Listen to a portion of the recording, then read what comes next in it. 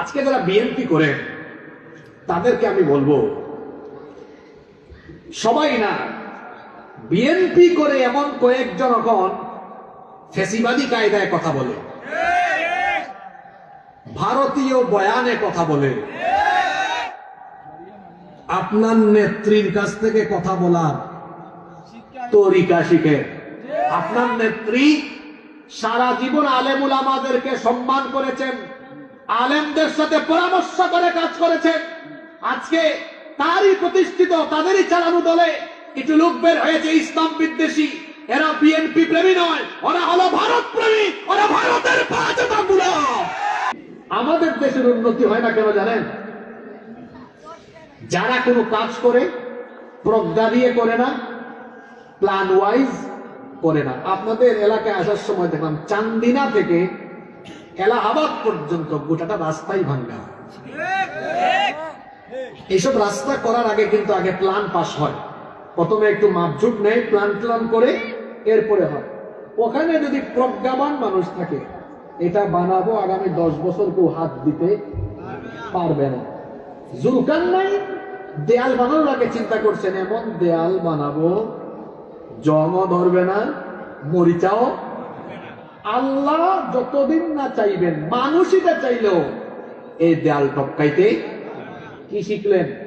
শাসক নেতা হবে এমন, সে যখন কোনো কাজ করবে মানুষের কল্যাণে এমন ভাবে করবে পরিকল্পনার ভিত্তিতে। তবে আমার দেশে পরিকল্পনা যে নাই বিষয়টা এমন না, আছে পরিকল্পনা ভিন্ন রকম আছে। কেমনে? কয় কিরে কত ধরে ফেলছে, বুদ্ধি আছে। বক্তার চেয়ে সুতা অ্যাডভান্স, মাশাআল্লাহ। কয় কিরে কারবার কি, এটা কত কোটি টাকার প্রজেক্ট? কয় 200 কোটি। আমারে দিয়া দিস আগেই 50 কোটি ওই উপরে। তারপরে টেবিলে আসছে, আমার আরো কিছু দিস। দিতে দিতে দিতে দিতে 200 কোটির প্রজেক্ট 2 কোটিও। আমি মিথ্যা বলেছি নাকি? জোরে বলেন, মিথ্যা বলেছি? আমার দেশকে যারা পরিচালনা করবে তারা যদি চুরি ডাকাতি শেষরামি ছাড়তে না পারে, আমার দেশ কোনোদিনও উন্নত হবে না। আমাদের কপাল খারাপ, আমরা মাথার উপরে ভালো মানুষ পাইছি কম, চুর পাইছি বেশি। মাথার উপরে ভালো মানুষ পাইছি কম, চোর পাইছি। বাদশাহ জুলকারনাইন প্রজ্ঞা আর পরিকল্পনার ভিত্তিতে কাজ করেছেন। আমার দেশে দেখবেন যখন রাস্তা একটা হয়, লেফটি মারে, লেফটি 1/2 ইঞ্চি 1 ইঞ্চি 6 মাস যায় না। আমরা যখন দেশের বাইরে যাই, কি কার্পেটিং, গাড়ি চললে বোঝাও যায় না। 140 মাইল গতিতে গাড়ি চলে, গাড়ি একটু ডোলাডুলিও করে না। আমার দেশে যদি আপনি 5-6 কিলো যান, দেখেন দুল্লার মতো। আপনাদের যে রাস্তা, আরে বাপরে বাপ, মনে হয় বান্দরবান দেখেছি। শোনেন, আমি ভাবতেছিলাম আসার সময়, আমি নয় একদিন আসতেছি, আরে আমার মা বোনদের কত কষ্ট, অসুস্থ মানুষদের কত কষ্ট, প্রেগনেন্ট মহিলা, সন্তান সম্ভবা নারী হাসপাতালে যাবে কেন? এরকম আপনাদের তো বহুত ভালো আছে। পাশে দেখেন আপনারা কসবার পরে ব্রাহ্মণবাড়িয়া, এই রাস্তাটা আজকে 9-10 বছর ধরে দেখছেন তো কারবার, আপনারা যান না ওইদিকে? আমি তো যাই, আমার বাড়িতে সিলেটে, ওইদিকে যাইতে হয় আমাকে, পুকুর হয়ে গেছে 9-10 বছর।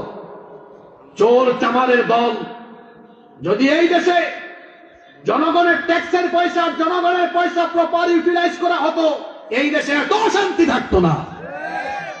এই জন্য এই দেশ পরিচালনার জন্য আমার ভাই ইয়াহিয়া তাকি, সেও তার বক্তৃতায় বলেছে, আল্লাহর বিধানের ভিত্তিতে যখন শাসন কার্য পরিচালনা হবে, দুর্নীতি থাকবে না, তখনই একটা দেশ সোনার দেশে পরিণত হবে। এজন্য আমরা কোরআনের শাসনের জন্য একমত হয়ে যাব, ঐক্যবদ্ধ হয়ে যাব ইনশাআল্লাহ।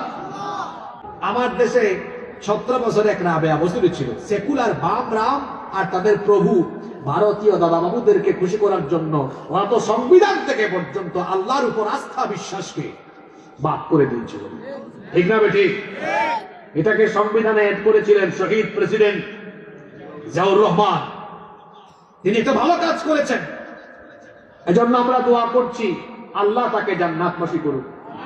ওনার স্ত্রী সাবেক 3 বারের প্রধানমন্ত্রী বেগম খালেদা জিয়া খুব অসুস্থ ভদ্র মহিলা।